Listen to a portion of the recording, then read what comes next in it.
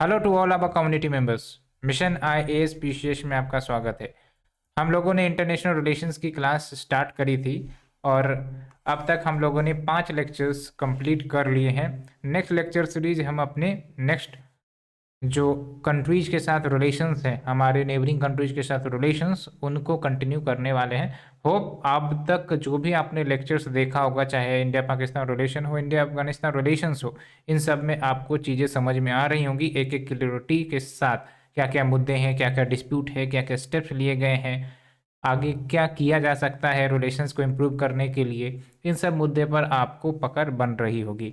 ठीक है, basic core issue अगर आप समझ जाते हो हमारे देश और जो हमारे नेबरिंग कंट्रीज के बीच, तो आराम से आप आंसर्स बना सकते हो। क्योंकि जब तक आपको डिस्प्यूट या फिर इश्यू नहीं पता रहेगी तो आप नहीं समझ सकते कि आखिरकार स्ट्रेटेजिक सिग्निफिकेंस हमारे नेबरिंग कंट्रीज का क्या है। ठीक है, लेट्स से कि चाइना जो है आज के समय में काफ़ी ज़्यादा एग्रेसिव हो रहा है, तो ऐसे में हमारी क्या कदम होनी चाहिए कि हम अपने नेबरिंग देशों के साथ रिलेशंस को स्ट्रॉन्ग करें ताकि चाइना के इन्फ्लुएंस को काउंटर किया जा सके और हम अपनी स्ट्रेटेजिक इंटरेस्ट और सिक्योरिटी को स्ट्रेंथन कर सके। और ये तभी संभव होगा जब हम अपने नेबर्स को साथ लेकर चलेंगे। दैट्स वाई आपने देखा होगा रिसेंट ट्रेंड में बहुत सारे स्टेप्स लिए गए हैं नेबरिंग कंट्रीज के साथ रिलेशंस को अच्छे करने के लिए, चाहे आप मिशन सागर की बात करो, security and growth for all in the region, या फिर आपका जो कोविड-19 के दौरान वैक्सीन की डिलीवरी की गई डिफरेंट नेबरिंग कंट्रीज के बीच वाया इंडिया, तो वो सब भी आपके पॉजिटिव एस्पेक्ट्स निकल कर आते हैं। Along with act east policy आपने देखा होगा। ठीक है, तो ये सब हम कहीं ना कहीं अपने नेबर्स के साथ जुड़ने का प्रयास कर रहे हैं ताकि हमारी जो गहराई है, रिलेशन की गहराई है, वो काफ़ी मजबूत हो सके और वो इतनी ज़्यादा डिपेंड हो सके कि चाइना के इन्फ्लुएंस को या फिर कोई भी एक्सटर्नल थ्रेट हो उसके इन्फ्लुएंस को काउंटर किया जा सके।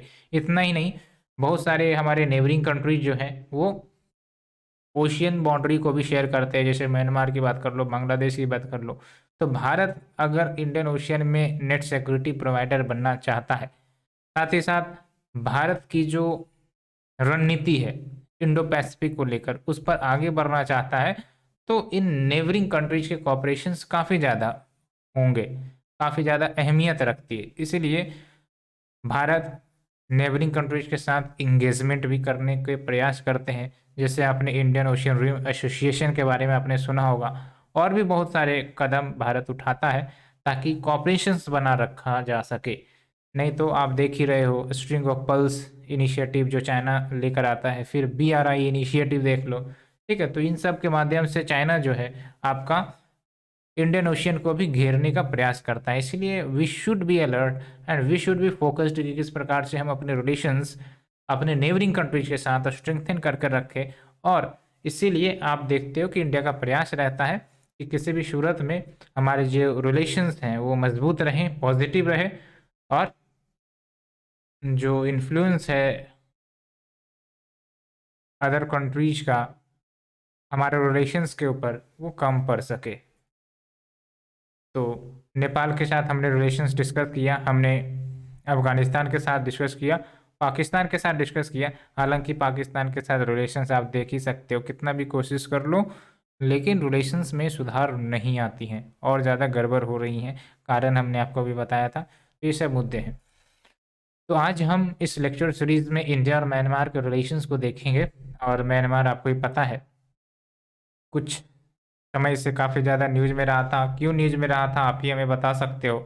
क्योंकि वहाँ पर मिलिट्री कूप देखने को मिली थी और उस कूप के तहत जो आपका यूँ कह सकते हो कि सत्ता तख्ता पलट हुआ था, यानी कि यूँ कह सकते हो कि गवर्नमेंट रिजीम चेंज हो गई थी। तो पहले जो है ऑन्ग सैन सू की गवर्नमेंट रिजीम थी जो कि आपका इलेक्टेड रिप्रेजेंटेटिव के माध्यम से हुई थी। 2020 में इलेक्शन हुआ था और उनकी सरकार बनी थी। लेकिन उसके बाद 2021 में मिलिट्री कूप हुई और मिलिट्री का रूल आ गया म्यांमार में। तो ये आपके बेसिक ओवरव्यू है। और उसके बाद से जो मिलिट्री रूल है वो चल ही रही है। वहाँ की मिलिट्री को जनता कहा जाता है, आपने सुना भी होगा, काफ़ी बार न्यूज़ में चर्चा में आते रहते हैं। और आपने न्यूज़ को फॉलो भी किया होगा, न्यूज़पेपर पढ़ते होगे, तो आपको भी ये सब आइडियाज़ लग रही होंगी, चीज़ें समझ में आ रही होंगी, धीरे धीरे याद भी आ रही होंगी। हालांकि ये म्यांमार में जो कूप है काफ़ी ज़्यादा रिलेटिवली ओल्ड हो चुका है, लेकिन फिर भी हम इस कंटेक्स्ट को समझ लेंगे, उसके बाद हम बेसिक रिलेशंस को डिस्कस करेंगे। तो बेसिकली हुआ ये था, आप समझिए। लेकिन हाँ, चलिए पहले हम मैप को डिस्कस करते हैं कि मैप कहाँ है, बिकॉज मैप को समझ लेने के बाद चीज़ें और आसान लगेगी। तो होप अभी तक आपको चीज़ें आसान लग रही है, चीज़ें समझ में आ रही हैं, मेरी बातें आपको समझ में आ रही हैं। तो अल्टीमेटली आपको बने रहना है हमारे साथ, लाइक शेयर कमेंट करना ना भूलें, सब्सक्राइब करिए चैनल को। और यहाँ पर देखिए, first of all we have put forward a map in front of you. यहाँ पर आप देख सकते हो ये भूटान है जो हम हाईलाइट कर रहे हैं, आप भी देखते रहिए और आप भी साथ ही साथ हाईलाइट करिए, ठीक है। तो यहाँ पर आपका भूटान हो गया। अब भूटान के साथ कौन कौन से देश बॉर्डर करते हैं, एक तरफ आपका चाइना है और एक तरफ आपका इंडिया है। तो इसका मतलब क्या हो गया, भूटान एक बफर नेशन हो गया, ठीक है। दो बड़े पावरफुल नेशन के बीच है, सिमिलर टाइप ऑफ लाइक हमने नेपाल में डिस्कस किया था, नेपाल के रिगार्डिंग, ठीक है। तो इसका मतलब क्या है, चाइना अपना प्रभाव इस पर डालने का प्रयास करता है, इंडिया अपना प्रभाव इस पर डालने का प्रयास करेगा, ताकि दोनों के स्ट्रेटेजिक इंटरेस्ट प्रोटेक्टेड रहे, ठीक है। अगर चाइनीज प्रभाव ज़्यादा आने लगेगी भूटान के ऊपर, तो आप समझो भारत की स्ट्रेटेजिक इंटरेस्ट खतरे में आ जाएगी, ठीक है। यहाँ पर चिकन नेक कॉरिडोर है, मैंने आपको दिखाया था ना चिकन नेक कॉरिडोर के बारे में। तो ये देखिए आपके चिकन नेक कॉरिडोर को कितना पतला है, और इधर से ही आपका जो नॉर्थ ईस्ट को हम कनेक्ट कर पाते हैं, ठीक है। अगर लेट से खुदा ना खास्ते कुछ यहाँ पर चाइनीज ने इंट्रूजन कर दिया और ये बंद हो गया, ये चिकन नेक कॉरिडोर बंद हो गया, तो हम पूरे नॉर्थ ईस्ट को एक्सेस नहीं कर पाएंगे इस रूट के माध्यम से। इसीलिए तो आप देखते हो कि भारत बांग्लादेश के साथ भी कहीं ना कहीं ट्रांजिट या फिर कनेक्टिविटी एग्रीमेंट करता है, ताकि हमें नॉर्थ ईस्ट की एसेसिबिलिटी मिलती रहे, चाहे वो वाटरवेज के माध्यम से हो, रोडवेज के या रेलवेज के माध्यम से हो। तो चीज़ें होप आपको समझ में आ रही हैं। तो ये बेसिक ओवरव्यू हमने दिया, ठीक है। तो ये आपका भूटान मैप हो गया। और भूटान के साथ अगर इंडिया के रिलेशन की बात करें तो काफ़ी अच्छी है, इसमें कोई दिक्कत की बात नहीं है। और बॉर्डर डिस्प्यूट भी हमें देखने को नहीं मिलती है, ना ही आपने सुना भी होगा, ठीक है, बॉर्डर डिस्प्यूट के बारे में। और भूटान इंडिया को फेवर भी करता है, ठीक है। और ओपन बॉर्डर भी है, आपको भी पता होगा, वीज़ा की रिक्वायरमेंट नहीं होती है सिटीजन्स को मूव इन मूव आउट करने में, ठीक है। तो ये चीज़ें आप समझ रहे होंगे। चलिए let's move to the content इधर पर। तो वही बात हो गई। ओ माय गॉड, मैंने भूटान के साथ आपको बता दिया, म्यांमार का रिलेशंस देखना था, सॉरी सॉरी सॉरी, ठीक है। वीडियो रात में बना रहे हैं, लगता है नींद आने लगी है, इसीलिए क्या। तो फिर से चलते हैं, फिर से मैप पर चलते हैं।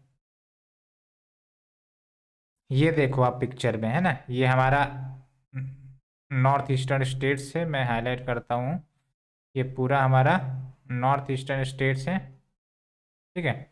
और ये आपका म्यांमार है, ठीक है। और म्यांमार आपको ध्यान रखना है आसियान का भी सदस्य है, ठीक है, आसियान का सदस्य, association of south east Asian nation. तो इसका मतलब ये हुआ कि जो म्यांमार है एक प्रकार से हमें आसियान नेशन के साथ यूँ कह सकते हो कि कनेक्टिविटी भी प्रोवाइड कर सकता है, ठीक है। बिकॉज अगर म्यांमार के ईस्ट में जाए तो सारे साउथ ईस्ट एशियन कंट्रीज ही हैं। तो अल्टीमेटली अगर म्यांमार के साथ रिलेशन अच्छे होते तो आसियान के साथ हमारी कनेक्टिविटी और ट्रेड और इन्वेस्टमेंट सब भी स्ट्रेंथन हो सकेंगे। और दूसरी इंपॉर्टेंट बात यह है कि म्यांमार जो है वो आप देख सकते हो नॉर्थ ईस्टर्न स्टेट्स जो हमारे हैं उसके साथ बॉर्डर टच करता है। तो इसका मतलब ये हुआ कि नॉर्थ ईस्टर्न स्टेट्स के डेवलपमेंट के लिए भी रिलेशंस अच्छे होने चाहिए। और साथ ही साथ ये भी है कि इंसर्जेंट ग्रुप्स को कंटेन करना है अगर नॉर्थ ईस्ट में, बिकॉज नॉर्थ ईस्ट में इंसर्जेंसी एक महत्वपूर्ण मुद्दा है जो हम इंटरनल सिक्योरिटी में पढ़ेंगे। तो उन सब थ्रेट्स को अगर कर्व करना है तो कहीं ना कहीं म्यांमार का भी असिस्टेंस हमें ज़रूरी है, ठीक है, ताकि इंसर्जेंसी को रोका जा सके। अगर रिलेशंस अच्छे होंगे तो दोनों देश मिलकर इंसर्जेंट ग्रुप्स के लिए के अगेंस्ट ऑपरेशंस चलाते हैं और ऐसे एक्टिविटीज को रोकने का प्रयास करते हैं, ठीक है। तो किस प्रकार से हमारे पॉजिटिव रिलेशंस हमारी सिक्योरिटी निर्धारित करती हैं, ये आप देख सकते हो इस एंगल से। तो होप यू अंडरस्टूड। और मैंने गलत से ही आपको भूटान के बारे में बता दिया था। वैसे भी नेक्स्ट हमारा जो टॉपिक होगा वो भूटान ही होगा, तो चिंता करने की कोई ज़रूरत नहीं है, आराम से आप उसने भी समझ लिया, कोई दिक्कत नहीं है। उसी प्रकार से आप पढ़िए जिस प्रकार से मैं मैप आपको बताने का प्रयास करता हूँ। कनेक्टिविटी समझ में आ रहा है आपको? ठीक है, ये बातें हो गई। तो म्यांमार में आपको ही पता है 2021 की बात है, यानी कि फैब 2021, जब डेमोक्रेटिकली इलेक्टेड गवर्नमेंट जो वहाँ की थी, जो 2020 में जब जनरल इलेक्शन हुआ था, तो वो गवर्नमेंट बनी थी ऑन्ग सेन सू की के अध्यक्षता में। ठीक है, लेकिन फैब 2021 में इस गवर्नमेंट की तख्ता पलट हो गई मिलिट्री के द्वारा।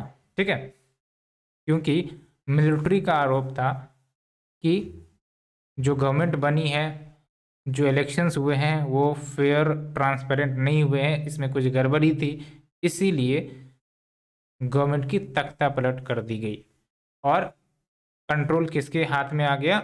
म्यांमार की मिलिट्री में, जिसको जनता कहा जाता है। ठीक है, Myanmar Janata is nothing but military of Myanmar. ठीक है, तो होप, तो जाहिर सी बात है जब यहाँ पर असमंजस वाली स्थिति बनेगी तो भारत को भी दिक्कत होगी। अब भारत को भी रिस्पॉन्स देना पड़ेगा, बिकॉज नेबरिंग कंट्री है, और साथ ही साथ भारत जो है वो डेमोक्रेसी का प्रमोटर भी है। तो ऐसे में भारत एक दुविधा में पड़ गया कि क्या किया जाए, क्योंकि अगर म्यांमार की मिलिट्री के साथ पॉजिटिव इंगेजमेंट नहीं करते हैं तो नॉर्थ ईस्टर्न स्टेट्स की सिक्योरिटी के लिए खतरा हो सकता है, बिकॉज फिर इंसर्जेंसी जैसी चीज़ें प्रमोट हो सकती हैं। ठीक है, तो इसलिए भारत की दुविधा ये हुई कि एक तरफ जो है अपनी नेशनल सिक्योरिटी देखनी है और दूसरी तरफ ये है कि डेमोक्रेटिक प्रिंसिपल्स प्रमोट करने हैं। तो अल्टीमेटली भारत का जो अप्रोच रहा इस मिलिट्री कूप के बाद, ठीक है, after the military take over of Myanmar, तो भारत ने ट्विन ट्रैक अप्रोच अपनाया। ये ट्विन ट्रैक अप्रोच को अच्छे से समझ लीजिए। ट्विन ट्रैक यानी कि डुअल अप्रोच। ट्विन मतलब डुअल होता है, डुअल अप्रोच आप कह सकते हो। ठीक है, डुअल अप्रोच में क्या है कि एक तरफ भारत मिलिट्री के साथ, यानी कि म्यांमार की मिलिट्री जो है उसके साथ डिप्लोमेटिक इंगेजमेंट्स करेंगी, उस पर रोक नहीं लगाएंगी। ठीक है, डिस्पाइट कि वहाँ पर मिलिट्री कूप या फिर तख्ता पलट हुई है, फिर भी वो वहाँ की मिलिट्री के साथ डिप्लोमेटिक इंगेजमेंट करेंगी, लेकिन एट द सेम टाइम वो म्यांमार में डेमोक्रेटिक प्रिंसिपल्स को भी प्रमोट करने का प्रयास करेंगी। तो यही है आपका ट्विन ट्रैक अप्रोच, है ना, यानी कि जिसको कहते हैं ड्यूअलिस्टिक अप्रोच। तो ध्यान रखना है आपको। ठीक है, तो ये बातें हो गई। दैट्स वाई जो इंडियन गवर्नमेंट रही है उन्होंने डिप्लोमेटिक रिलेशंस स्टैब्लिश करने का प्रयास किया। कैसे? तो यहाँ पर फैक्ट आपके सामने है। जो फॉर्मर इंडियन फॉरेन सेक्रेटरी उस समय, यानी कि जब ये तख्ता पलट हुई थी तो उस समय फॉरेन सेक्रेटरी कौन थे? हर्षवर्धन श्रृंगला जी। अभी तो चेंज हो चुके हैं। ठीक है, तो उन्होंने बेसिकली विजिट किया था म्यांमार में, आप देख सकते हो दिसंबर 2021 में, और अल्टीमेटली एक प्रकार से रिलेशंस सबको पॉजिटिव रखने की प्रयास की गई थी। ये बातें, उसके बाद जब ये घटना हुई, ठीक है, मिलिट्री कूप जब हुआ, तो अल्टीमेटली इंडिया ने closed UN secretary council meeting को चेयर किया म्यांमार के मुद्दे पर, एंड अल्टीमेटली वहाँ पर जो आसियान 5 पॉइंट कंसेंसस है, जो सहमति निकल कर आई, उसको वेलकम किया। अब ये आसियान 5 पॉइंट कंसेंसस क्या बात करती है? तो ये बेसिकली 5 पॉइंट देता है। यहाँ पर आप देख सकते हो first, second, third, fourth, fifth, जिसमें सिंपल सिंपल बातें हैं कि भाई साहब किसी प्रकार से वायलेंस को सेसेशन किया जाए, यानी कि वायलेंस पर अंकुश लगाया जाए। ठीक है, वायलेंस नहीं होना चाहिए, और जो भी पार्टीज हैं वो रिस्ट्रेंट फॉलो करे। ठीक है, और इसके बाद कंस्ट्रक्टिव डायलॉग हो among all the parties so that matter को शांत किया जा सके एंड पीसफुल सॉल्यूशन निकाला जा सके which are in the interest of the people. And ultimately यहाँ पर जो तीसरी पॉइंट बोली गई, एक special envoy of the ASEAN chair वो फैसिलिटेट कर सकता है मेडिएशन, यानी कि मध्यस्थता करा सकता है, ठीक है, जिसमें सेक्रेटरी जनरल ऑफ आसियान भी असिस्टेंस करेंगे। तो ये सब बातें हैं। उसके बाद ये भी बोली गई कि आसियान जो है ह्यूमैनिटेरियन असिस्टेंस प्रोवाइड किया जाएगा थ्रू AHA सेंटर, ठीक है, तो ह्यूमैनिटेरियन असिस्टेंस की बात की गई। उसके बाद ये भी बोला गया कि जो स्पेशल एनवॉय है डेलीगेशन है वो म्यांमार विजिट करेगा ताकि जो भी पार्टीज वहाँ की हैं उनसे मीट कर सके और कुछ कुछ सोल्यूशन निकाला जा सके इस इश्यू को लेकर। ये बहुत पहले की बात है, हालांकि मैं आपको आज पढ़ा रहा हूँ क्योंकि मुद्दे लगभग आप देखो तो 2 साल हो चुके हैं, तो वैसे भी UPSC में क्वेश्चन पूछने का चांस कम ही है, लेकिन मैंने आपको ओवरऑल व्यू बताया। अब हम डायरेक्टली चलेंगे म्यांमार के जो बेसिक्स रिलेशंस है विद इंडिया उसको डिस्कस करने वाले हैं। तो देख सकते हो when we talk about the introduction, तो बेसिक चीज़ें तो आपको भी पता होगा ना। इंडिया म्यांमार की अगर हम बात करें तो काफ़ी ज़्यादा डीपर रिलेशंस है। कैसे? Historical linkages, ethnic linkages, cultural religious ties काफ़ी पुरानी रही हैं, ठीक है। और इतना ही नहीं, काफ़ी लंबा बॉर्डर इंडिया म्यांमार के साथ शेयर करता है 1600 किलोमीटर के आसपास, और मेरीटाइम बाउंड्री भी है in the Bay of Bengal, ठीक है। और ये आप देख सकते हो only ASEAN country which adjoins India, ये काफ़ी इंपॉर्टेंट बात है, ठीक है, क्योंकि बाकी जो हम नेबरिंग कंट्रीज जो हमारे हैं वो आसियान के सदस्य नहीं है, लेकिन म्यांमार एकमात्र आसियान कंट्री का सदस्य है, आसियान ग्रुपिंग का सदस्य है जो हमारे साथ बॉर्डर अटैच करता है।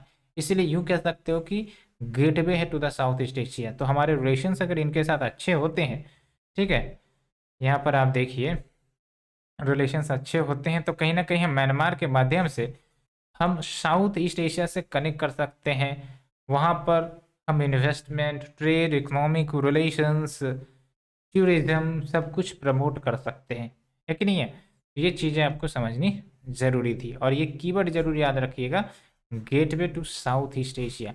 और इतना ही नहीं, आप इस कीवर्ड को अन्य साउथ ईस्ट एशियन कंट्रीज के साथ यूज कर सकते हैं, थाईलैंड के लिए भी आप यूज कर सकते हो, ठीक है। एंड साथ ही साथ भारत का जो पॉलिसी रहा है foreign policy, that is act east, look east, neighbourhood first policies, तो इन सब के भी अकॉर्डेंस में है ना। इन सब के मदद से हम क्या करना चाहते हैं कि हम अपने नेबर्स के साथ रिलेशंस, कोऑपरेशंस को डीपेंड करना चाहते हैं, इनको प्रायोरिटी देना चाहते हैं। उसके बाद इतना ही नहीं, बुद्धिज़्म, बिजनेस, बॉलीवुड, भरतनाट्यम, बर्माटिक बेसिकली हार्डवुड ट्री स्पीसीज हैं, ठीक है। और ये जो 5 बीज है जिसकी बात हमने बात करी, ये इंडिया और म्यांमार रिलेशंस को इलिवेट करता है, क्योंकि म्यांमार में बुद्धिज़्म भी है, आपको ही पता है। साथ ही साथ बहुत सारे इंडियन बिजनेसेस वहाँ पर इन्वेस्ट करते हैं, बॉलीवुड को लाइक किया जाता है, तो ये सब बातें हैं। तो होप यहाँ तक जो हमने डिटेल एक्सप्लेनेशन आपको दिया, आपको चीज़ें समझ में आ रही होंगी। एंड जल्दी से लाइक करना ना भूले, अलॉन्ग विथ वॉट आप चैनल सब्सक्राइब और शेयर करते रहिए, ठीक है। और शेयरिंग केयरिंग आपको शेयर करना चाहिए। तो अगर हम बात करें थोड़ी सी ओवरव्यू ऑफ रिलेशनशिप, तो पहली बात तो हम चलते हैं इंस्टीट्यूशनल मैकेनिज्म। और एक बात और, आप इंडिया और म्यांमार के बीच बॉर्डर डिस्प्यूट नहीं सुनते होगे, है ना, तो ये भी एक पॉजिटिव एस्पेक्ट्स है जो आपको ध्यान में रखना है। तो अगर हम बात करें ओवरव्यू ऑफ रिलेशनशिप की, तो इंस्टीट्यूशनल मैकेनिज्म क्या है? तो we have the national level meeting at home secretary level, जो कि एक प्रकार से फोरम है जो डिस्कस करती है सिक्योरिटी कॉपरेशंस, या फिर कोई इश्यू आ रही है दोनों देश के बीच, या ड्रग ट्रैफिकिंग का मैटर हो, इन सब को ये आपका फोरम डिस्कस करता है और सॉल्यूशन फाइंड करने का प्रयास करता है। साथ ही साथ अगर कोई बाउंड्री मैटर्स आ गई, लेट से, क्योंकि बॉर्डर शेयर होती है, तो लेट से बाउंड्री मैटर, बाउंड्री इशू आ गई, तो उसको डिस्कस किया जाता है जॉइंट बाउंड्री वर्किंग ग्रुप के द्वारा, which is led by joint secretary, ministry of external affairs. उसके बाद कॉमर्शियल इश्यूज को भी डिस्कस किए जा सकते हैं जॉइंट ट्रेड कमेटी के अंतर्गत, ठीक है। उसके बाद अगर हम बात करें डेवलपमेंटल कोऑपरेशन की, तो भारत म्यांमार को डेवलपमेंटल असिस्टेंस देता रहा है, और आप देख सकते हो ओवर $1.7 बिलियन का डेवलपमेंटल असिस्टेंस दिया गया है। और मेनली ये जो असिस्टेंस है वो ग्रांटेड है, ग्रांटेड मतलब समझते हो, इंटरेस्ट को लेकर नहीं दिया गया है कि हम आपको लोन दे रहे हैं। It is not a loan, it is like fund कि हमने आपको ग्रांट में दिया है, दान में दिया है, इस टाइप से। ठीक है, तो ये पैसे लौटाने नहीं पड़ते हैं। उसके बाद कॉमर्शियल कॉपरेशन की बात करें तो देख लो, ट्रेड इंगेजमेंट अच्छा खासा रहा है, लेकिन उतनी भी ज़्यादा नहीं, लेकिन चलो रहा तो है। तो इंडिया म्यांमार ट्रेड एग्रीमेंट 1970 में हुआ था, और धीरे धीरे bilateral trade in terms of value grow की है। और अगर हम करंट फिगर की बात करें तो दोनों देश के बीच $1.7 बिलियन की ट्रेड देखने को मिलती है, जो काफ़ी कम है। समझ में आया, काफ़ी कम है। तो एक सॉल्यूशन क्या होगा कि बायलैटरल ट्रेड को इन्हेंस किया जाए और ज़्यादा आगे बढ़ाया जाए, ताकि इकोनॉमिक कॉपरेशन ज़्यादा deeper and deeper and deeper हो सके। और इंडिया जो है 5th लार्जेस्ट ट्रेडिंग पार्टनर है म्यांमार का। ठीक है, उसके बाद एनर्जी के क्षेत्र में कॉपरेशन ले सकते हो। और म्यांमार का जो लोकेशन है वो एक बेस्ट लोकेशन है ऑफशोर गैस के लिए, यानी कि ऑफशोर गैस जानते हो क्या कहते हैं, वैसे नेचुरल गैसेस जिसको हम बिलो द ओशियन से एक्सट्रैक्ट करते हैं। ऑफशोर का मतलब ये होता है ऑफ द कोस्ट। तो ऑफ द कोस्ट क्या मिलता है आपको, ओशियन मिलते हैं। तो वहाँ से जो हम नेचुरल गैसेस एक्सट्रैक्ट करते हैं वही होते हैं आपके ऑफशोर गैस। तो अल्टीमेटली वहाँ अगर ऑफशोर गैस प्रोड्यूस होती है, एक्सट्रैक्ट आउट होती है, तो वो इंडिया में भी पहुँचाया जा सकता है। तो एनर्जी कॉपरेशंस भी पोटेंशियल रखता है। इन टर्म्स ऑफ इन्वेस्टमेंट की बात करें तो देख लो, इंडिया स्टैंड्स 11th पोजीशन, जिसमें अगर हम ओवरऑल अप्रूव्ड इन्वेस्टमेंट की बात करें तो इतना $1 मिलियन का देखने को मिला है। और 13 इंडियन पब्लिक सेक्टर अंडरटेकिंग्स का प्रेजेंस म्यांमार में देखने को मिलता है। तो इंडियन इन्वेस्टमेंट भी वहाँ पर है। तो अगर हम कमर्शियल रिलेशंस की बात करें तो ट्रेड को लेकर, एनर्जी को लेकर, इन्वेस्टमेंट को लेकर हमें देखने को मिलता है। ये मैंने डेफिनेशंस लिख दिया था ऑफशोर गैस का, extraction of natural gas below the ocean floor. उसके बाद कनेक्टिविटी इन्हांस करने के लिए भी कॉपरेशंस बने हैं, जैसे आप देख सकते हो negotiations on motor vehicle agreement, ये भी चल रही है। अदर इम्पॉर्टेंट कनेक्टिविटी प्रोजेक्ट्स जिसका आप मेंशन कर सकते हो, जैसे यहाँ पर देखो, काफ़ी इम्पोर्टेंट भी है वैसे ये, और आपको याद भी रहना चाहिए। $484 मिलियन का कराधान multi modal transit transport project है, along with trilateral highway. Trilateral highway जो एक प्रकार से ईस्ट वेस्ट कॉरिडोर है, ईस्ट वेस्ट कॉरिडोर, और ये कनेक्ट करता है हमारे नॉर्थ ईस्ट को विथ म्यांमार एंड थाईलैंड, है ना। तो इस प्रकार से यूँ कह सकते हो कि नॉर्थ ईस्टर्न स्टेट इधर हो गया, और आपका थाईलैंड हो गया, उसके बाद म्यांमार हो गया। तो ये हो गया आपका ट्राईलेटरल हाईवे। ट्राईलेटरल मतलब तीन देश मतलब म्यांमार, इंडिया और थाईलैंड। ठीक है, उसके बाद डिजास्टर रिलीफ की बात करें तो भारत जो है असिस्टेंस देता आ रहा है डिजास्टर रिलीफ के मैटर पर। लेट से कि साइक्लोन सब आते हैं तो भारत मदद भी करता रहा है, लाइक साइक्लोन मोरा, कोमैन, अर्थक्वेक सब की भी घटनाएं आती है तो भारत मदद करता है। उसके बाद कल्चरल कॉपरेशन की बात करें तो इंडिया और म्यांमार कल्चरल टाइज काफ़ी क्लोजली शेयर करते हैं। ठीक है, बुद्धिस्ट हेरिटेज का प्रेजेंस वहाँ पर भी है, एंड इंडिया कुछ की इनिशिएटिव्स भी ले रहा है in Myanmar regarding the restoration of Ananda temple in Bagan, along with certain repairment of damaged pagodas. Pagodas किसको कहते हैं आप बताओ हमें, पगोडाज। ठीक है, तो अगर हम बात करें सिक्योरिटी कॉपरेशन की, तो सिक्योरिटी कॉपरेशन काफ़ी महत्वपूर्ण है, ये ध्यान रखिएगा। क्यों मैंने बॉर्डर मैपिंग आपको दिखाया, क्यों, क्योंकि मैंने आपको बताया कि नॉर्थ ईस्टर्न स्टेट्स में इंसर्जेंसी हमें देखने को मिलती है।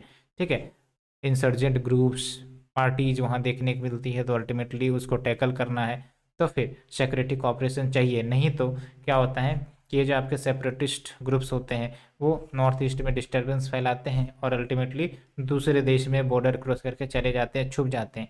तो ये सब चीज़ें होती है। ठीक है, इसलिए सिक्योरिटी कॉपरेशन जरूरी है।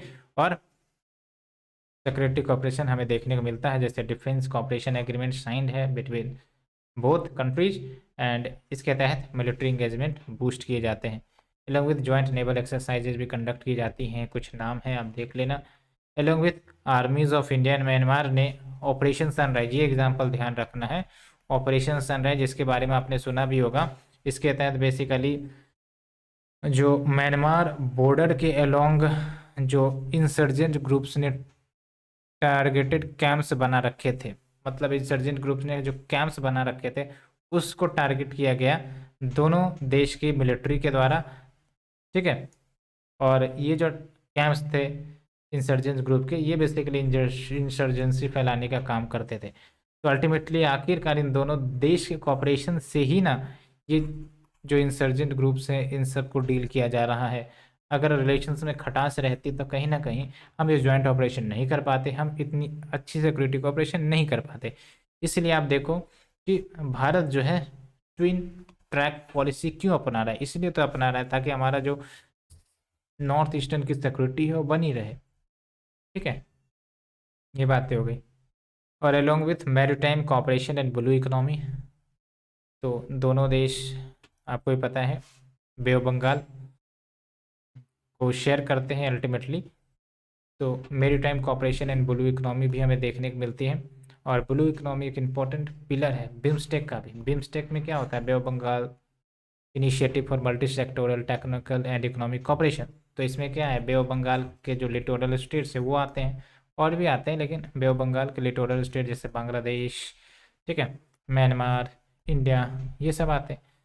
तो यहाँ पर जो देश हैं एक साथ वर्क कर रहे हैं ब्लू इकोनॉमी की दिशा में। और इंडिया का सागर इनिशिएटिव भी है। और देख सकते हैं India has built Sittwe port. Sittwe port है कहाँ पर, म्यांमार में, ठीक है।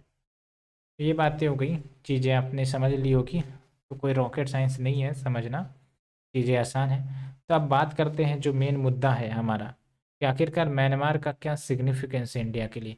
तो इसको हम कैसे पढ़ेंगे, जियो स्ट्रेटेजिक सिग्निफिकेंस, यानी कि म्यांमार की लोकेशन ही काफ़ी ज़्यादा अहमियत रखती है। क्यों, एक तो ये कि वाटर से कनेक्टेड है, ठीक है। तो इंडो पैसिफिक रीजन जो भारत की है उसको आगे बढ़ाने के लिए म्यांमार का कॉपरेशन ज़्यादा ज़रूरी होगा। साथ ही साथ यूँ कह सकते हो कि नॉर्थ ईस्ट में इंसर्जेंसी को रोकने के लिए भी म्यांमार का इम्पोर्टेंस काफ़ी ज़्यादा ज़रूरी है। और उसके बाद आपका ये म्यांमार चाइना के साथ बॉर्डर करता है, ये हमने मैप में देखा ना, कहाँ गया, ये आप देखो, ठीक है, इधर इस साइड। ये बातें हो गई। तो इसलिए तो दो तीन चीज़ें मैंने आपको बताया। तो जियो स्ट्रेटेजिक सिग्निफिकेंस में जैसे पीस एंड स्टेबिलिटी के लिए काफ़ी ज़्यादा ज़रूरी है। साथ ही साथ जियो स्ट्रेटेजिक लोकेशन है, बिकॉज ये जो म्यांमार है चाइना को बॉर्डर करता है, इंडिया को करता है, और बेसिकली आसियान कंट्रीज को भी बॉर्डर करता है, और बे ऑफ बंगाल को भी बॉर्डर करता है, अभी हमने देखा। साथ ही साथ इंटरनल सिक्योरिटी के लिए काफ़ी अहमियत है, ये सब कीवर्ड याद रखना, इंटरनल सिक्योरिटी, बिकॉज म्यांमार के कॉपरेशन की मदद से ही कहीं ना कहीं हम नॉर्थ ईस्ट रीजन में इंसर्जेंसी को कंट्रोल कर सकते हैं, ठीक है। और इंडिया को मेक श्योर करना पड़ेगा कि म्यांमार जो है वो चाइना के इन्फ्लुएंस में ना आ जाए, ठीक है। नहीं तो हमारे नॉर्थ ईस्टर्न स्टेट्स को ही दिक्कत पहुंच सकती है। और फिर आपका अगर हमें चाइना को या चाइना के राइज को कंट्रोल करना है तो वो भी अहमियत रखता है, ठीक है। तो अगर हम चाइना के राइज को कंट्रोल करना चाहते हैं अपने नेबरिंग कंट्रीज में, तो क्या उपाय है कि हम रिलेशंस या रिश्ते स्ट्रॉन्ग करें अपने नेबरिंग कंट्रीज के साथ, वही बात हो गई, ठीक है। तो म्यांमार एक इम्पॉर्टेंट एलिमेंट भी है for the success of India's neighbourhood first act east and Indo Pacific policies. उसी प्रकार से जियो इकोनॉमिक में बात कर लो तो एनर्जी सिक्योरिटी, ठीक है, बिकॉज म्यांमार में large oil and natural gas reserves हैं। तो भविष्य में हमें लेट से कि एनर्जी की रिक्वायरमेंट अगर बढ़ जाती है या फिर अगर वेस्ट एशियन रीजन में कुछ इश्यू आ जाता है तो अल्टीमेटली हम अपनी एनर्जी सिक्योरिटी यहाँ से फुलफिल कर सकते हैं। तो यहाँ पर आप देख सकते हो। और recently Indian side proposed construction of $6 billion petroleum refinery, कहाँ पर, ये थाईलिन एरिया नियर यंगोन जो कि म्यांमार में है। और साथ ही साथ हाइड्रो इलेक्ट्रिसिटी का भी म्यांमार में काफ़ी ज़्यादा पोटेंशियल है, तो आराम से बिजली का भी उत्पादन होगा, और ज़्यादा बिजली हुई तो ट्रांसफ़र भी किया जा सकता है टुवर्ड्स इंडिया। हाँ मानते हैं पैसा भी देना पड़ेगा। उसके बाद कनेक्टिविटी ले लो, उसके बाद चाइनीज़ फुटप्रिंट, ये तो हमने देखा ही है। तो ये तब तो हमने सिग्निफिकेंस देखा, geo strategic, Jio economic and connectivity, जिसमें हमने ट्राइलेटरल हाईवे की बात करी है कि नहीं है, और फिर चाइनीज़ फुटप्रिंट जो बढ़ रहा है उसके बारे में हमने डिस्कस किया। अब बात करते हैं इश्यूज़ इन रिलेशनशिप, क्या क्या मुद्दे हैं, क्या क्या इश्यूज़ हैं, कहाँ कहाँ हमें खटास देखने को मिलती है। तो पहला है इंसर्जेंसी। बिकॉज ये आप समझ लीजिए कि बहुत सारे इंसर्जेंट ग्रुप्स जो नॉर्थ ईस्ट में एक्टिव है, उनके जो बेस है, उनका जो बेस कैंप है वो म्यांमार में देखने को मिलता है। तो क्या करते हैं, वो अटैक नॉर्थ ईस्टर्न स्टेट्स में या डिस्टर्बेंसेस क्रिएट कर देते हैं, और बेसिकली वो जाके म्यांमार के बॉर्डरिंग एरियाज में जाके छुप जाते हैं। तो हमारी जो मिलिट्री है, जाहिर सी बात है उनकी एसेसिबिलिटी नहीं हो पाती है आपकी म्यांमार में। तो अल्टीमेटली हम उतनी ज़्यादा इफेक्टफुल एक्शन या ऑपरेशन नहीं कर पाते हैं। समझ में आया? तो ये बात है। और साथ ही साथ देख लो, the free movement regime further facilitate their movement and ultimately link to the organized crime. What is organized crime, ये आप हमें बताओ। ठीक है। उसके बाद धीरे धीरे म्यांमार में भी चाइनीज़ फुटप्रिंट बढ़ता जा रहा है। ये कॉमन पॉइंट हो जाएगा हमारे नेबरिंग कंट्रीज से रिलेटेड जो भी मुद्दे को डिस्कस करते हैं, जिस भी स्टेट के साथ डिस्कस करते हैं, कि भाई साहब चाहे श्रीलंका की बात कर लो, चाहे नेपाल की बात कर लो, चाहे म्यांमार की बात कर लो, पाकिस्तान की तो बात ही नहीं कहनी। ठीक है। तो अल्टीमेटली चाइनीज़ फुटप्रिंट बढ़ता दिख रहा है। तो चाइनीज़ फुटप्रिंट बढ़ता दिख रहा है तो भारत के लिए एक प्रकार से चिंता का तो विषय रहेगा ही रहेगा, है ना। साथ ही साथ एक और इश्यू आ गई, वो कौन सी है, डोमेस्टिक इंस्टेबिलिटी म्यांमार में, यानी कि जो मिलिट्री ने क्लेम कर लिया म्यांमार को। ठीक है, मैं या फिर यूँ कहूँ म्यांमार की पॉलिटी को, और सीधा सीधी कहें तो डेमोक्रेसी वहाँ पर कोलैप्स हो गई। तो मिलिट्री रिजीम वहाँ पर देखने को मिलती है ओवर डेमोक्रेटिकली इलेक्टेड गवर्नमेंट। तो यहाँ पर मैंने आपको बताया ट्विन ट्रैक अप्रोच भारत अपना रहा है। ठीक है। उसके बाद रोहिंग्या क्राइसिस आपने देखा होगा, है ना। Rohingya crisis, Rohingya basically community है, और म्यांमार में जब वहाँ से इनको भगाने का प्रयास किया गया तो अल्टीमेटली बांग्लादेश में कुछ इंडिया में आ गए थे। तो इंडिया इनको डिपोर्टेशन करने का प्रयास कर रहा है म्यांमार में फिर से। तो ये सब आपके मुद्दे निकल कर देखने को मिलते हैं। साथ ही साथ porous border and organise crime. Porous border मैंने आपको बताया है ना, जैसे जो बॉर्डर एरियाज हैं वहाँ पर फॉरेस्ट, यूँ कह सकते हो हिल्स, ये सब हमें देखने को मिलते हैं। तो ये काफ़ी ज़्यादा दिक्कत करती है। और ऑर्गेनाइज क्राइम भी है, जैसे आपका गोल्डन ट्रायंगल। गोल्डन ट्रायंगल आप सर्च करना और मैप आएगा आपका, है ना। मैप में आपको बेसिकली ऐसे करके, ये जो आपका म्यांमार वाला रीजन है ना, म्यांमार वाला रीजन, और एक दो और, हाँ, लाओस और कंबोडिया, ऐसे करके आपको ट्रायंगल टाइप का देखने को मिलेगा। यहाँ पर बेसिकली ओपियम की प्रोडक्शन या खेती होती है, और उसके बाद इलीगली इसको इंडिया में ट्रांसफ़र किया जाता है। समझ में आया? तो ये आप देखना। एंड साथ ही साथ ट्रैफिकिंग भी देखने को मिलती है, या फिर smuggling of heroine, psychotropic substances into India along the India Myanmar border. ये सब चीज़ें हैं। उसके बाद रोहिंग्या क्राइसिस। और रोहिंग्या क्राइसिस तो काफ़ी ज़्यादा एक प्रकार से चर्चा में रहा था, आपने सुना भी होगा। लगभग लगभग 1-2 साल पहले की बात है ये। ठीक है। तो आप न्यूज़ फॉलो कर रहे होगे तो अल्टीमेटली ये चीज़ें आपको देखने को, सुनने को ज़रूर मिली होगी। ठीक है। तो रोहिंग्या की बात करिए तो एक प्रकार से यूँ कह सकते हो कि परसिक्यूटेड पीपल कह सकते हो। क्यों? बिकॉज जो म्यांमार है उन, वो इनको रिकॉग्नाइज नहीं करना चाहते हैं, है ना।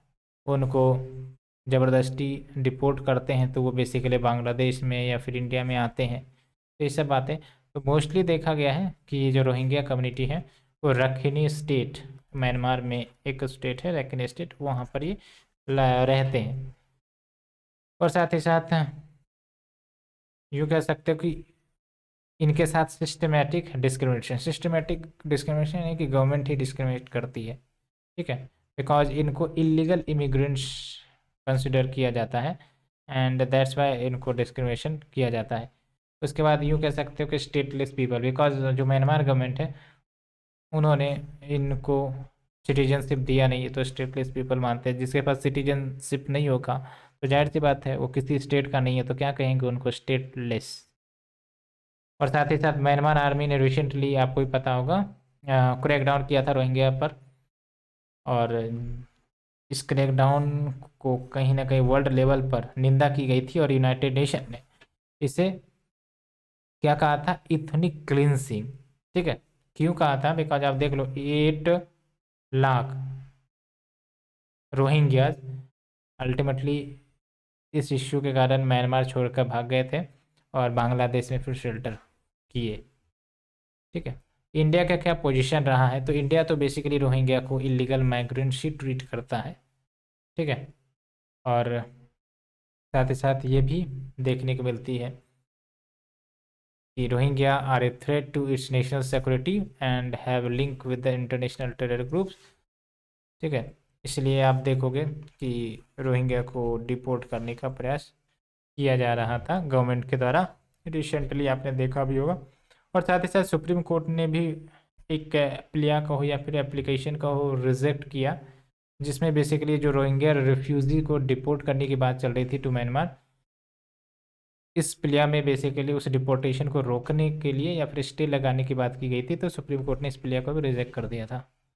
ठीक है, और इंडिया ने म्यांमार को भी कहा कि ये जो आपका डिस्प्लेस पीपल है इसको जगह दीजिए, रिपेट्रिएशन प्रोसेस करिए।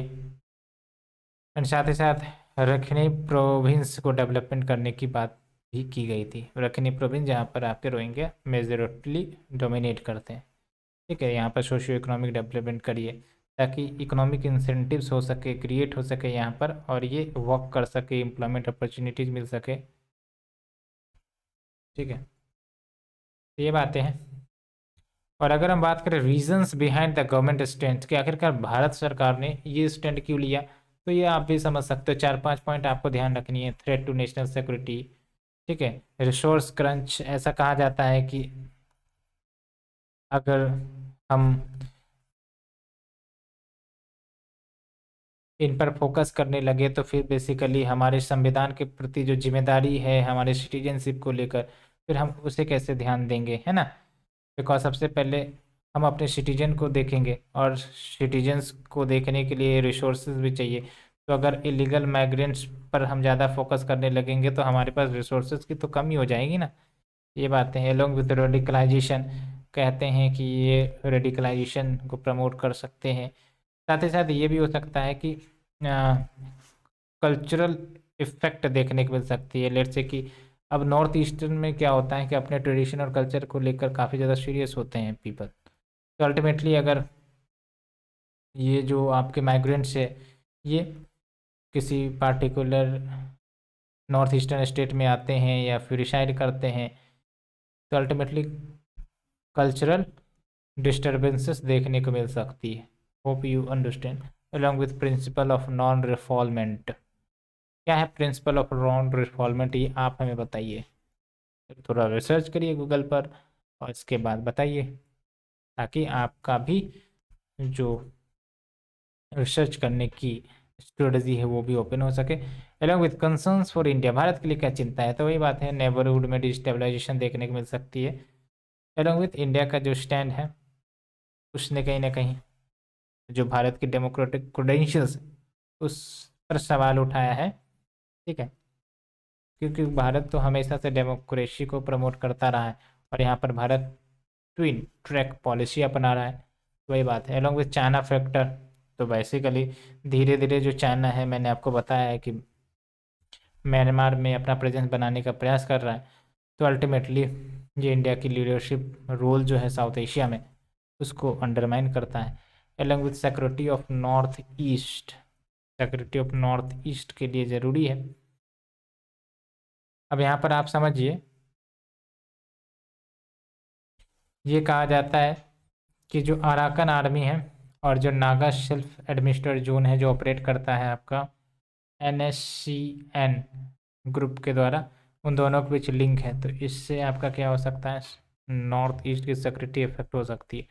तो वे फॉरवर्ड वही है, डिप्लोमेटिक सॉल्यूशन निकालिए, है ना, जहाँ पर आप बातचीत करिए और म्यांमार को प्रशुद्ध करिए to resolve the Rohingya crisis, और म्यांमार में डेमोक्रेटिक गवर्नमेंट आए, ठीक है। और साथ ही साथ नेशनल सिक्योरिटी, याद रखना है कि भारत को ऐसी स्थिति में अपनी नेशनल सिक्योरिटी प्रायोरिटाइज करने की ज़रूरत होती है। जब भी दुविधा में भारत पड़ता है तो आप देखिएगा कि national security is given at most important, और वो होना भी चाहिए। तो India has the right to prioritise its national security, ठीक है, लेकिन security concerns need to balance by constitutional values and human rights of the refugee along with domestic refugee policy. तो एक domestic refugee policy legislation Bharat को लाने की ज़रूरत है टू ब्रिंग क्लैरिटी कि भारत का क्या स्टैंस है, ठीक है। बिकॉज ये जो आपका फॉरेनर्स एक्ट 1946, इसके बारे में तो बहुत बार सुना होगा जब एनआरसी वाला मुद्दा चल रहा होगा। ये बेसिकली ये जो आपका स्पेसिफिक प्रॉब्लम जो फेस करते हैं रिफ्यूजीज, बहुत सारे प्रॉब्लम फेस करते हैं, ठीक है, डिस्क्रिमिनेशन, क्राइसिस, इनसिक्योरिटी, एम्प्लॉयमेंट, ये सब प्रॉब्लम्स जो है एड्रेस नहीं कर पाता है फॉरेनर्स एक्ट 1946। इसलिए आपका डोमेस्टिक रिफ्यूजी पॉलिसी लेजिस्लेशन लाने की बात की जाती है। होप यू अंडरस्टैंड, ये चीज़ें समझ में आ गया।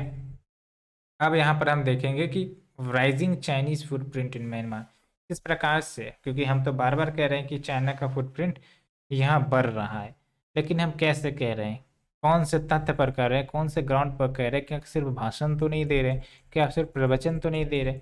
तो उन सब से बचने के लिए हमें फैक्ट्स, पॉइंट्स लाने पड़ेंगे, वही बात है, ठीक है। तो चलिए देखते हैं। तो यहाँ पर देख सकते हो, हम बात करेंगे इकोनॉमिक टर्म्स में कैसे चाइनीज फुटप्रिंट बढ़ रहा है, फिर कनेक्टिविटी के टर्म्स में, इनर्जी के टर्म्स में, तब आपको पता चल जाएगा कि हाँ इन पांचों मुद्दे जो काफ़ी सिग्निफिकेंट रखते हैं किसी भी देश के लिए, और इन सारे के सारे सेक्टर्स पर चाइना का प्रभाव हमें देखने को मिल रहा है। Hence we can say that rising Chinese footprint in Myanmar, simple. तो यहाँ पर देख लीजिए, इकोनॉमिक टर्म्स में बात करें तो चाइना जो है largest trading partner of Myanmar है, हो गया, और बायलैटरल ट्रेड $12 बिलियन है। इंडिया और म्यांमार के बीच हमने आपको बताया था कितना है, मात्र आई थिंक कि $2 बिलियन था ना। चलिए एक बार फिर से हम मूव ऑन करके देख लेते हैं, काफ़ी कम ही था, वैसे दो ही होगा। हाँ, कहाँ गया, इतना ज़्यादा इसको कलरफुल कर देते हैं पीडीएफ को कि नज़र भी नहीं आता। यहाँ पर देखिए, है ना, $1.7 बिलियन, मान लो अब 2022 हो गया तो 2 बिलियन डॉलर, 2023 हो गया बेसिकली, तो $2 बिलियन हुए होंगे, ठीक है। तो आप देखो कहाँ $2 बिलियन, कहाँ आपका $12 बिलियन। तो समझ रहे हो कितनी ज़्यादा इकोनॉमिक लिंकेज चाइना के साथ म्यांमार की है। वही हम बात कर रहे हैं, इकोनॉमिक टर्म्स में चाइना आगे है कहीं ना कहीं। तो ये बातें हो गई।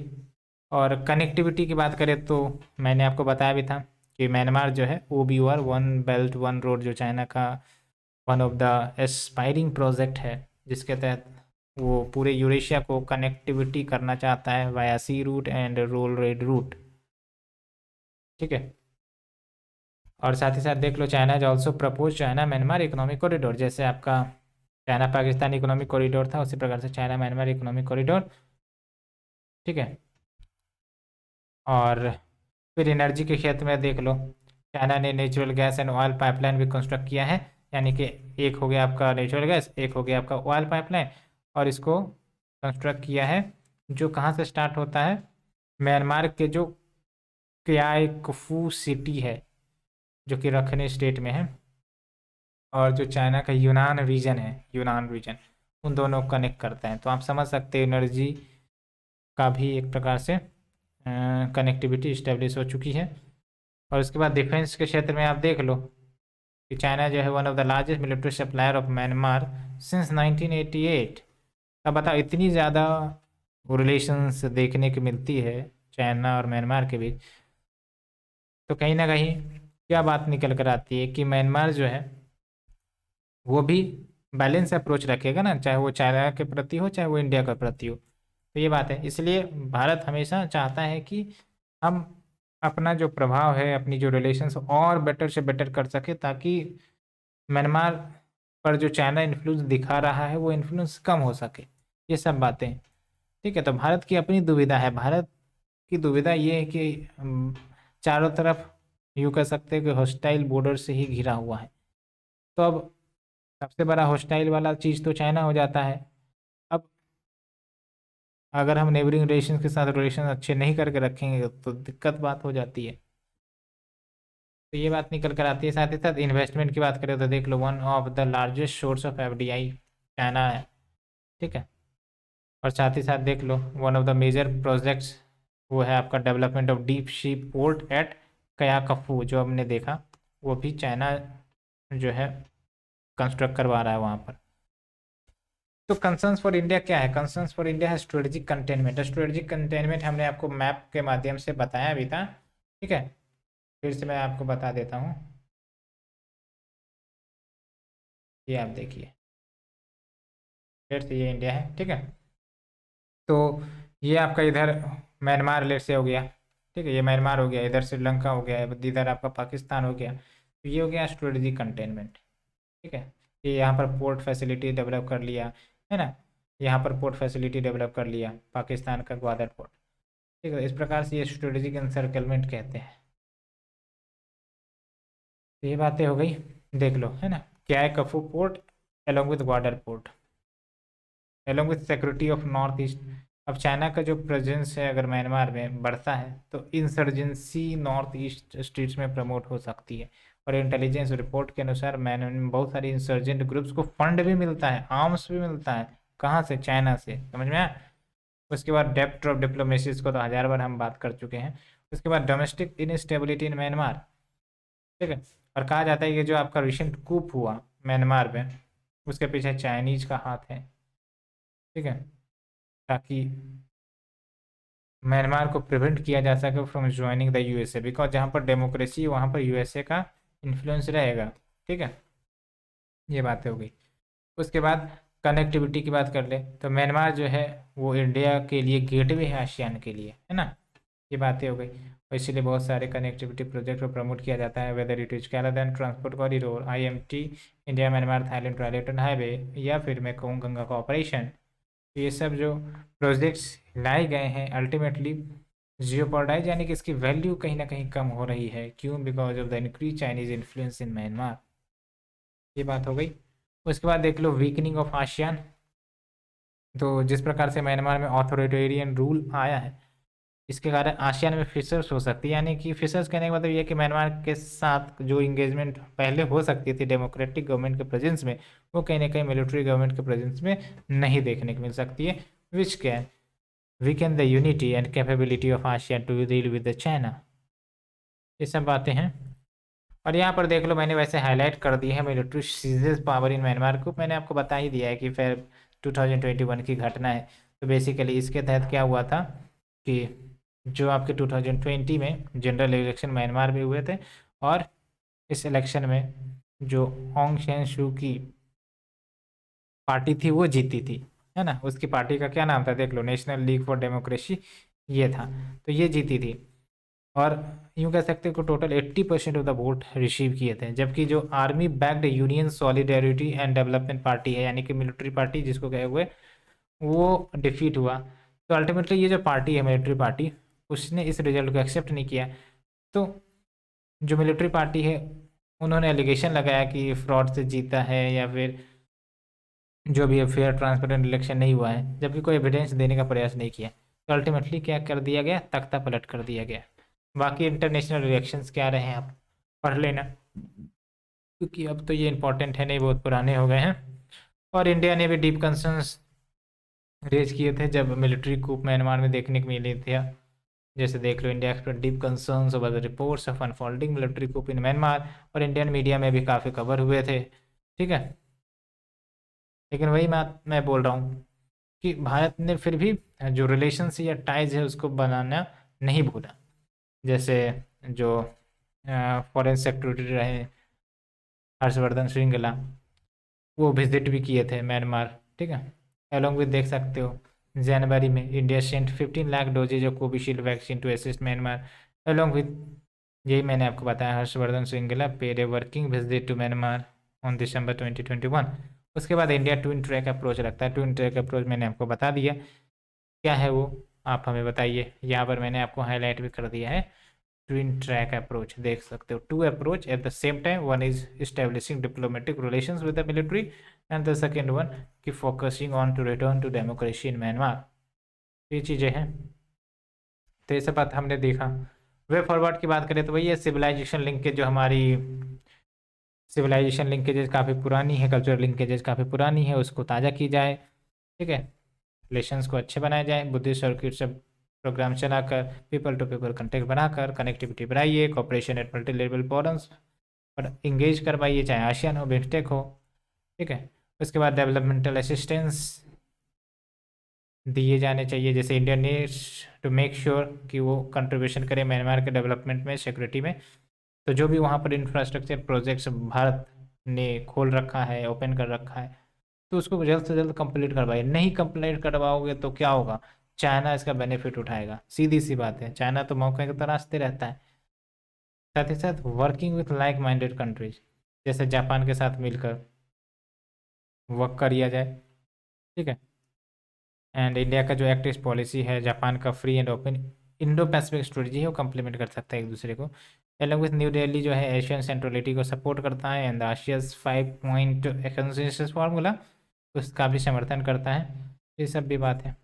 तो ये हमने ओवरऑल म्यांमार और इंडिया का रिलेशन देख लिया। तो क्या पता चला आपको कि भाई साहब क्या बेसिक ओवरव्यू था रिलेशंस, और किस प्रकार से चाइनीज प्रेजेंस बढ़ रहे हैं, और क्या किया जाना चाहिए। तो डेवलपमेंटल असिस्टेंस कंटिन्यू करो, साथ ही साथ लाइक माइंडेड कंट्रीज के साथ वर्क करके इंगेज करके म्यांमार में पॉजिटिव रिलेशंस इस्टेब्लिश करो।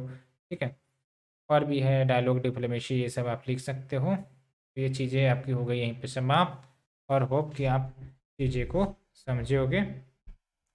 और इसके बाद जो भी आपके बेसिक ओवरव्यू है, डाउट्स है, वो क्लियर हो चुके होंगे। तो मेरा मकसद भी वही है कि कम से कम आपकी जो बेसिक अंडरस्टैंडिंग है वो डेवलप हो जाए, और आप जब करंट अफेयर्स मैगजीन पर हो, इंटरनेशनल रिलेशंस के किसी भी टॉपिक का, किसी भी सब्जेक्ट का, गवर्नेंस ऑफ सोसाइटी हो, आपकी पॉलिटी हो, आपका इथिक्स हो, कुछ भी, तो आपको ये ना लगे कि नया है, मैंने पढ़ा नहीं। आपके तुरंत दिमाग में स्ट्राइक होना चाहिए कि हाँ ये लिखना है, वो लिखना है, वो लिखना है।